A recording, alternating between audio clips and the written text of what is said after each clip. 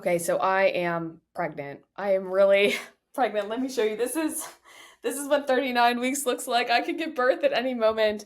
And as I prepare for the second child, I've been thinking about the behavioral science insights and observations of pregnancy and parenting. And so this is not going to be a product teardown. This is just going to be four observations that may help you think differently about parenting and pregnancy. Two will be kind of macro observations. I would suggest dropping them at dinner parties to have maybe more interesting or weird conversations. And two are actionable tips that you could actually apply to your real life immediately. So here we go. Okay, the first one is the endowment effect. This is the ultimate ownership bias, right? It's the idea that we value things more if we own them. And Dan Ariely has written about the most powerful example of endowment effect, which is our children and how we value them. So if you went to a park and you looked at all the children playing and you think to yourself, how much would I pay to buy one of these children? What would you say to yourself? And I'm guessing, and we have not done this study, but I'm guessing the answer is not above zero, that you actually don't want other people's children. But now imagine the reverse, that somebody comes up to you and asks you, how much could I buy your child for? And by the way, I don't think people should do this. I'm not recommending it, but it would be quite fun.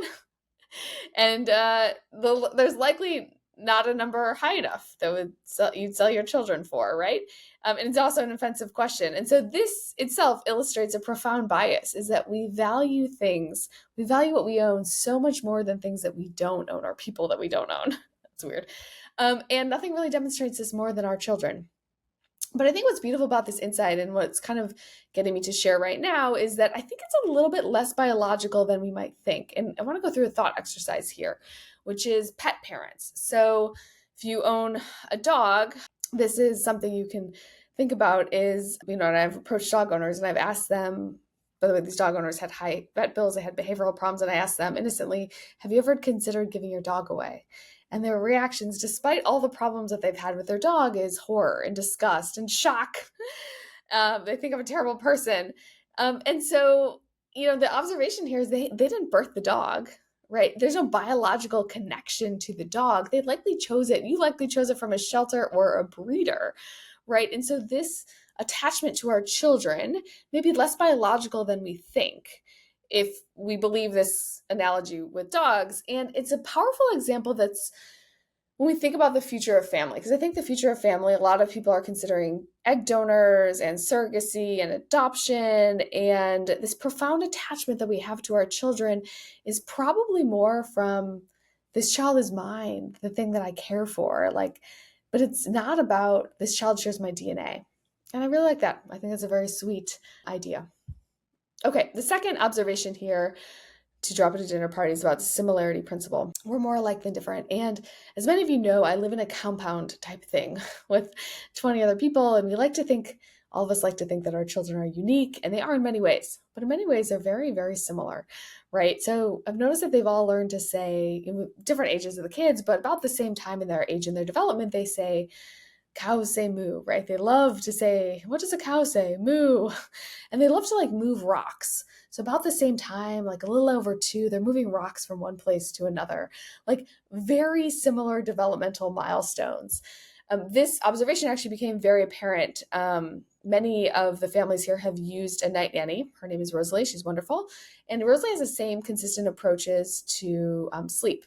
And it turns out that all of the kids that Rosalie cared for were sleeping 8 hours by 8 weeks, which is insane. So if you know about kids and stuff, that is just wild. How did she do it? Well, she just used the same techniques that she always uses. This is not about cry it out. This is about sleep hygiene, about consistent feeding, and lots of things. And, we like to think, or we say things to each other like all kids are different. And, you can't expect all kids to sleep through the night. But Rosalie got 4 very different kids to sleep through the night, 8 hours by 8 weeks.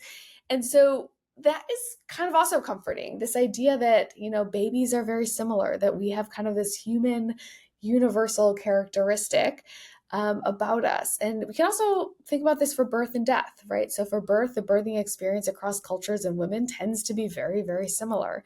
The death experience tends to be very, very similar. Our bodies operate in the same way. They kind of shut down in the same way across traditions and across cultures. So in a world where we prize individuality and we prize personalization and everything has to be unique for every single person, it's actually comforting to know that are similar, that we have a lot of the basic human experiences that are very, very similar, and it connects us, maybe reminds us of our shared humanity.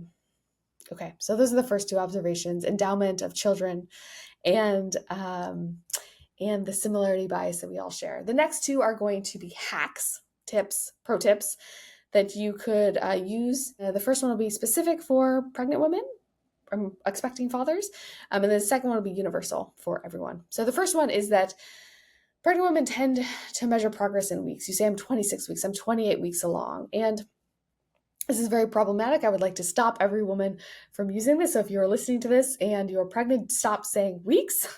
One, it requires mental math from other people, and it doesn't help other people understand how far along you are, because other people use months. We have 9 months as pregnant. By the way, pregnancy is 10 months, but we think about it as a 9-month journey.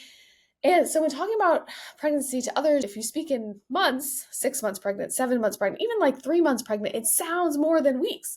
So women, I don't know if other folks know this, count actually, like it's not just, it's like 28 weeks and 4 days. Like we really like the progress. So if you want people to appreciate how far along you are, appreciate the progress, appreciate how terrible it's been for you, you have to talk in months, and maybe more people will carry your bag as you waddle along. Okay.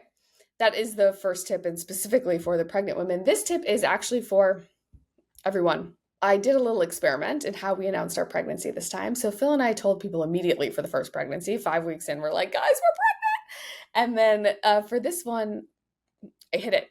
I did not tell people for 6.5 months, and people did not notice. And so the key here, why did I do this, is because pregnancy is really long. It's about a 10-month journey. And at the very end, I'm really thinking about it. Like this is everything that's going on right now. And people are talking to me. That's the only thing they can ask me.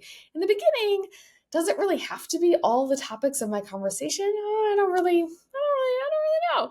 I would prefer if I had more variety in conversation. And I also wanted a little social experiment to figure out if people would notice and if they would ask me about it, because we know that it's socially unacceptable to ask people if they're pregnant. But these people knew me. They saw me every night. I live with these 20 people. I see them probably like 3 or 4 nights a week. By the way, we all have our own units, so it's not like we're living in one place, but like we're very exposed to the other folks in the community. And if they weren't willing to like break the social barriers to ask me if I was pregnant, then, there's big social barriers there. So the results were shocking though. After 6.5 months, I finally gave it up. I said, look, guys, I'm pregnant. I can't hide it anymore. The sweatshirts are just getting too tight. And I would have expected people to say things like, God, I knew you were pregnant. And they didn't. They didn't at all. No one noticed that I wasn't drinking wine. And I drank wine a lot. No one noticed that I had like 15 pounds in a bulge, and like I was pretty big. And so to me, this is a great example of the spotlight effect, right? Like we think that people notice us more than they actually do. The kind of the classic old school experiment, which is like you got these college kids to wear Barry Manilow t-shirts to class, and in their heads, everyone's noticing how crazy this t-shirt is, and everyone's noticing how weird they are for wearing it. And the reality is that hardly anyone notices, right? So in our heads, people are noticing us more than they actually are. And this is also just a really, really lovely idea that you could just wear a t-shirt that's stained. No one will notice. You could gain 5 pounds and no one's you would have a zit in the middle of your forehead and no one really notices.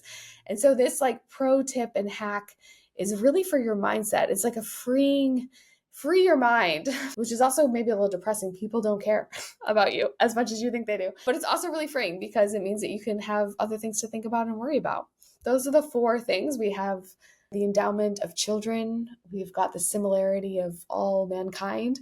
And we've got 2 hacks. So how you talk about weeks versus months. By the way, that's also applied to product things. So if you're a product manager or marketer, you should think about framing in temporal ways of, are you using weeks or months or annual or months? The last one is this vanity, where you just don't have to have as much vanity as you probably do, or as I do.